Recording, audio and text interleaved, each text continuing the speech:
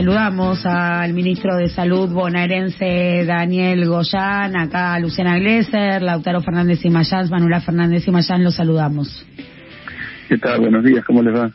Ministro, ¿está todavía trabajando en las nuevas restricciones o ya se está decidiendo cómo va a avanzar con las medidas en la provincia de Buenos Aires?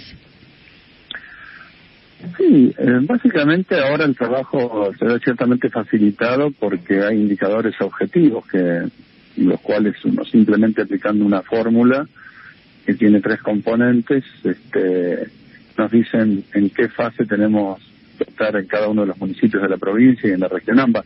Yo quiero decir que esto lo venimos haciendo desde junio del año pasado. Ya tenemos una gimnasia en la provincia del uso de fases, que luego ya se tomó con este semáforo, que se le llama así, de riesgo, y por lo tanto nos resulta bastante ya conocido el sistema. Así que esto se trata de ver los casos que se produjeron en los últimos 14 días, ver la tasa de incidencia, comparar esos casos con los anteriores 14 días, ver la ocupación de cama, y con esos 3 indicadores, si dan por debajo de determinados números, uno está en estado de alarma, o en estado de alerta, o en estado de mayor posibilidad de apertura.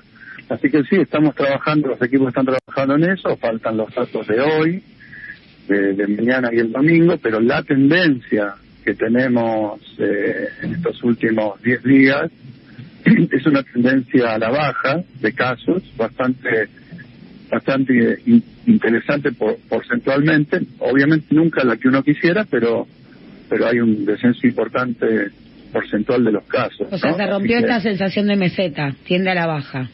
Sí, no, claramente en los últimos 4 días tenemos 2.200 casos menos de promedio diario, es decir que ya estamos, después de haber llegado a los 12.000 y pico de casos promedio diario, vamos a estar por debajo de 9.000.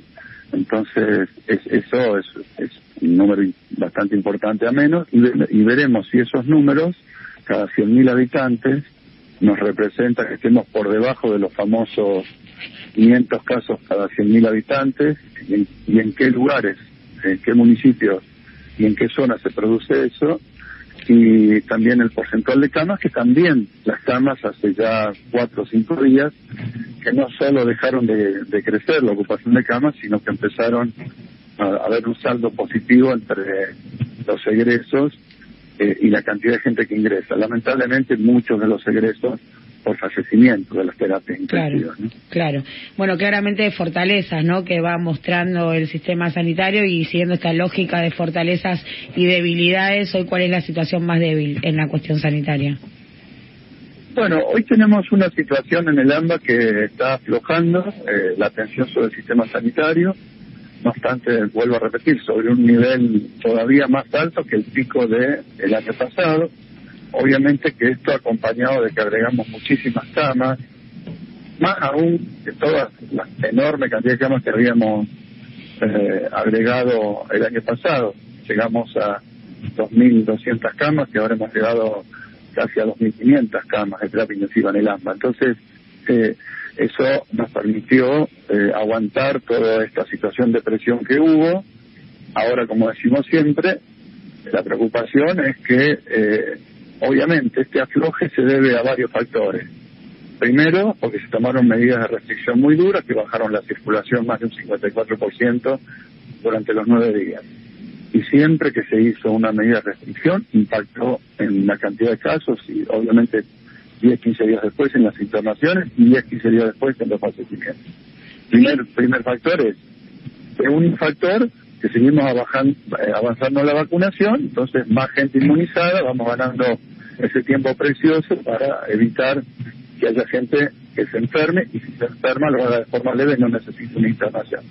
El tercer factor, que también la gran cantidad de gente que se estuvo enfermando en estos últimos tiempos genera una inmunidad de esos son más o menos 3-4 meses como mínimo, que también se suman a la gente que ya no puede contagiarse y contagiar. Estamos lejos, obviamente, de un efecto rebaño con todo esto que estoy diciendo, pero ya empieza a haber, por decirte así, un tercio de la población bonaerense que ya no puede contagiarse y contagiar. Entonces se va bajando las posibilidades matemáticas de contagio, claro, que aún siguen siendo altas. Clarísimo, ministro. Ahora, ¿qué información podemos bajar sobre la alarma mediática que se encendió ayer, esta nueva cepa denominada Delta? Bueno, sobre la cepa Delta, que es la de la India, que ya está en varios países, fundamentalmente ha entrado mucho en Inglaterra, en Estados Unidos, en algún otro país europeo, también en Rusia. Lo que podemos decir es que es más contagiosa, claramente, es decir, es todavía más contagiosa que las cepas que ya eran más contagiosas sobre la original, con lo cual hay que tomar recaudos. Lo que sí estamos observando, tomando un país como por ejemplo Inglaterra, que tiene 60% de su población con al menos una dosis de una vacuna y 40% con 2 dosis, que por estos días, si bien aumentan la cantidad de casos, de un promedio entre 1.500 y 2.000 que tenían hace 3-4 semanas, ahora están entre 6 y 7.000 casos. Lo que aún no se observa es que esto impacte en casos graves, es decir, en internación, y todavía no impacten, obviamente, en fallecimientos. Siguen con un nivel de fallecimientos bajos, promedio 6 por día. Es decir, todavía no estamos viendo que esta mayor cantidad de casos, por la mayor contagiosidad que produce la cepa Delta, se traduzca en mayor cantidad de casos de internaciones por casos graves y de fallecimientos. Obviamente hay que esperar un poco más, porque esto empezó en Inglaterra en un momento relativamente reciente. Entonces hay que esperar un poquito más, pero por ahora no está produciendo ese efecto. Y hay estudios que indican que las vacunas que se dieron mayoritariamente en Inglaterra, que es Pfizer y que es AstraZeneca, tienen menos eficacia, bastante menos eficacia contra la variante Delta, pero eficacia por ahora, en cuanto a evitar que la gente se enferme. Lo que no se sabe todavía, pero parece, en línea con lo que les decía antes, que protege para las formas graves. Entonces, si fuera así, aún entonces estamos en una situación que estar vacunado da cierta tranquilidad aún contra esta variante Delta, porque produciría una protección en aquello que más nos interesa, que es que la gente no tenga formas graves. Ministro, ¿qué tal? Lautaro Fernández Imayán lo saluda. Hablando de esta variante Delta y que todavía no se sabe mucho por lo que acaba de contar, ¿usted cree que deberían endurecerse el cierre de fronteras, sobre todo los aeropuertos? En estos momentos hay un sistema en donde no pueden ingresar al país personas que no sean argentinos que regresan, ¿no? Con lo cual se está solicitando un antígeno al momento de 72 horas antes de salir, de tomar el vuelo. Al tomar el vuelo una declaración jurada y controles de signos que no sean compatibles con estar enfermos. A la llegada un test de antígeno, que así se detectó el 26 de abril a esta gente que estuvo enferma, y luego se hace un control de 7 días con una PCR a la gente que pasó todos estos controles sin tener ningún tipo de problemas de salud con el COVID. Ahora, ¿qué sucede? Ahí donde vamos a tener que trabajar mucho, porque de esa gente que vuelve a su domicilio y queda controlada básicamente con llamados telefónicos y que al 7º día tiene que hacer una nueva PCR, no hay un cumplimiento muy estricto de esa premisa, sobre todo de hacer la PCR.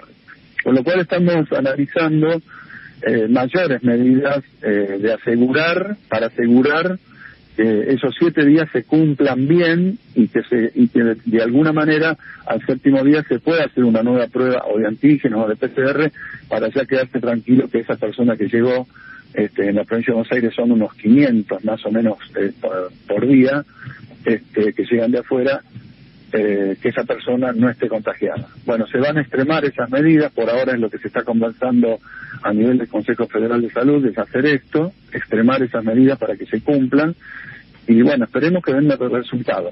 Yo como epidemiólogo debo decir que las nuevas cepas que son más contagiosas de un virus como en algún momento terminan ingresando, ¿no? salvo algunas situaciones como países que son islas y que pueden tener un control absolutamente estricto de la entrada, entonces ahí puede ser que se pueda controlar mucho mejor. Pero en países que tenemos vastas fronteras, a la larga el virus, que es más contagioso, tiende a colarse. Lo que debemos hacer es que si esto sucede sea de una forma lo más lenta posible, que ocurra dentro del mayor tiempo posible y nos dé posibilidades entonces de tener más gente vacunada. ¿Qué es lo que implica extremar medidas exactamente? Esto de que cuando la persona ingrese y esté esos 7 días que ya tiene que estar por la normativa vigente en su casa y que la controlamos telefónicamente, probablemente haya algún tipo de control más presencial, y asegurarse que al 7º día se le hace el test de antígeno o una PCR dio negativa y ahí uno ya se queda tranquilo. Le pregunto ahora por el rol de la oposición en la pandemia. Por ejemplo, ayer Bullrich habló de las vacunas donadas por Estados Unidos que pretende donar, diciendo que acá no las van a donar por culpa de la ministra Bisotti. ¿Qué rol está cumpliendo en la pandemia este tipo de oposición y cuán perjudicial es? Bueno, hay que separar, porque englobar todo, como decir, oposición, en general las líneas más importantes de la oposición, los referentes más importantes de la oposición, es lamentable, ¿no? Pero Patricia Bullrich, bueno, incalificable, porque además es mentira.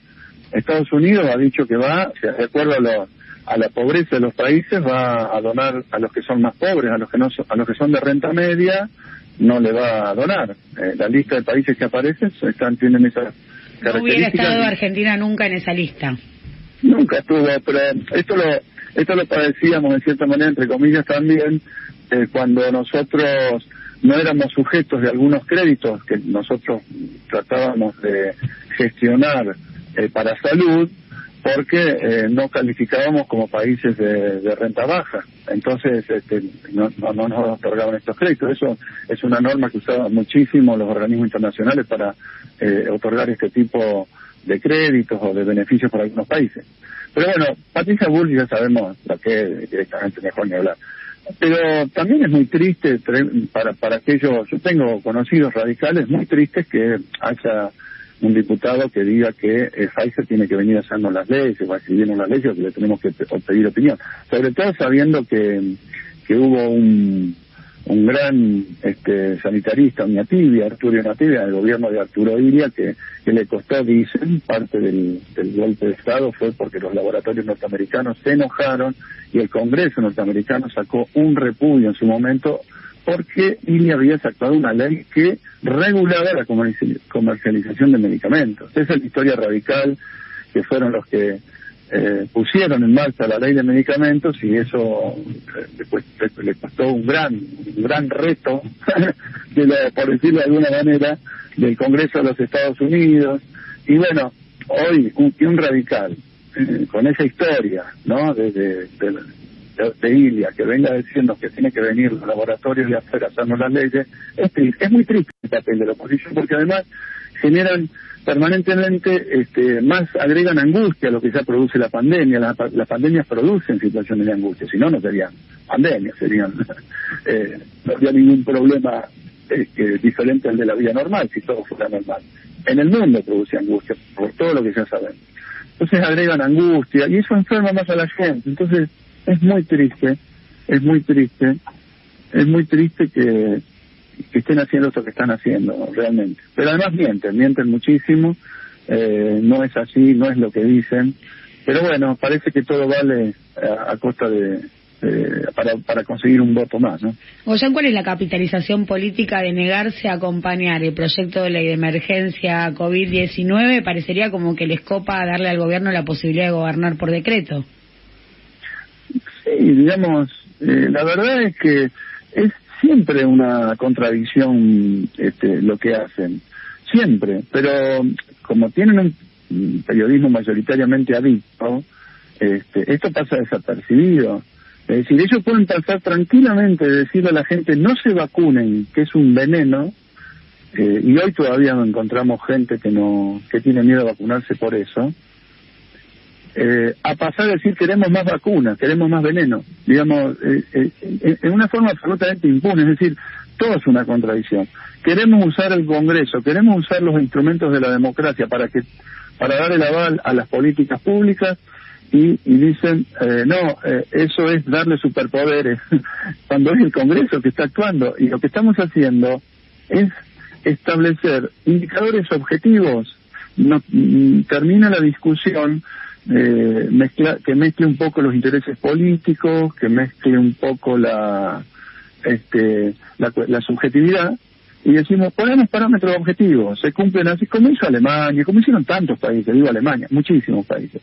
Entonces, es siempre una cuestión incomprensible, es oponerse, poner palos en la rueda y tratar de destruir todo, porque vuelvo a decir, están en campaña electoral, impúdicamente uno los ve pelearse por la televisión, por las candidaturas, pero, por favor, la gente todavía está falleciendo, tenemos un esfuerzo grande para hacer todavía todos los argentinos juntos detrás de una causa que es vencer al coronavirus. Terminemos con esto, ya van a tener tiempo para hacer politiquería. Ayúdennos, pero no, han optado por el otro camino. Por último, ministro, sabemos que tiene jornadas intensas y extensas, pero antes de despedirlo, yendo un poquito más allá de lo apremiante de la coyuntura, en términos más estructurales, la pandemia deja expuesto las deficiencias sanitarias a nivel mundial, la salud, la vida, la muerte, rehenes de las reglas del mercado. Entonces la pregunta es si esto habilita alguna posibilidad de tirar del mantel o, por el contrario, reduce aún más el margen de maniobra. No, claramente lo que ha puesto en evidencia la pandemia son una serie de cuestiones estructurales, como vos bien decís, de los sistemas de salud a nivel mundial, y particularmente en Argentina, nuestro sistema de salud, que ya venía con muchos problemas, muchísimos problemas, y estructurales de décadas que se agudizaron en los últimos 4 años anteriores a este gobierno, y que luego la pandemia puso en situación ya, en algunos casos, de crisis terminal. Entonces venimos con la necesidad de rediscutir esto, porque no sea solamente porque sea algo que uno dice podemos hacer algo mejor, sino porque está en una situación crítica y terminal. Hay que empezar a barajar la situación, analizar la situación y empezar a reordenar este sistema sanitario en la Argentina. Es un debate que está pendiente, que obviamente la pandemia lo puso sobre la mesa con mucha fuerza, pero que también hay que decirlo, en el medio de la pandemia es más difícil empezar a hacer estos debates cuando todavía tenemos que terminar con el virus. Pero hay que hacerlo, así que yo calculo que más tarde que temprano, o más temprano que tarde, vamos a tener que empezar a discutir esto, porque está todos los sectores de la salud argentina muy mal. Ministro, le agradecemos muchísimo este contacto con Nobleza Hormiga. No, por favor, gracias a ustedes. Hasta luego. Pasaba el ministro de Salud bonaerense, Daniel Goyan.